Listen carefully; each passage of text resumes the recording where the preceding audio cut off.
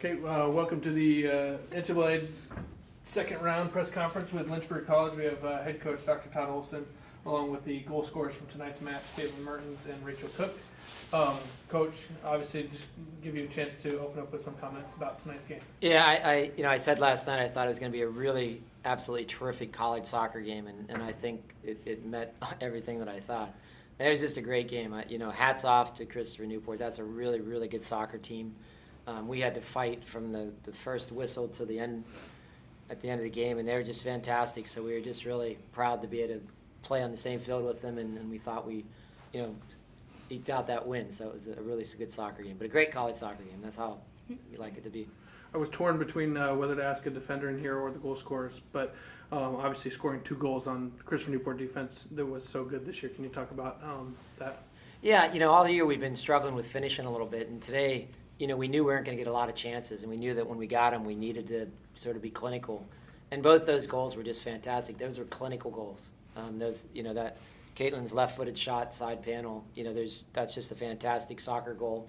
And then Rachel's, that takes a lot of composure, what Rachel had to do, because she had a little bit of time, and it was just very good technique, to score that goal. So it was just a case of finishing when we got the chances, and that's not been our MO this year. We've usually have to take a lot of effort to get one of those suckers in, and today they did an excellent job. That was just a great win for our program.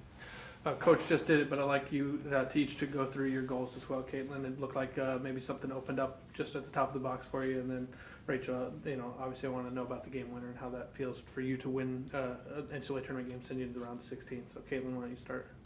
So for mine, I was in kind of a similar situation, like a few minutes before, and I cut in and had the space and I didn't shoot. Everybody was yelling at me, saying I should have shot it, and then I was in the same situation and I just looked up and shot it and tried to place it as best as I could.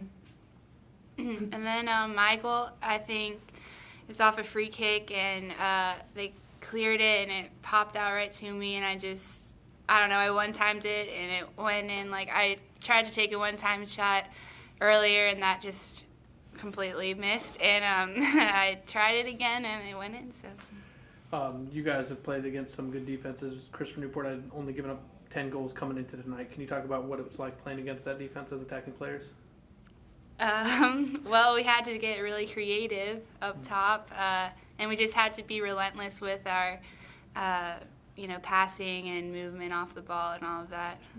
We definitely had to focus on what we were doing and making our passes and getting it in the final third and finishing our chances. Coach, I think that you had the more veteran team on the field tonight. Can you talk about maybe how that might have served you in this game? Yeah, I think we had some, the other part of it was we really, our ODAC tournament this year and our ODAC season was just an absolute grind. It was one of the best ODACs I've ever coached against in 24 years. And, at any time there are 5 or 6 teams that could beat us.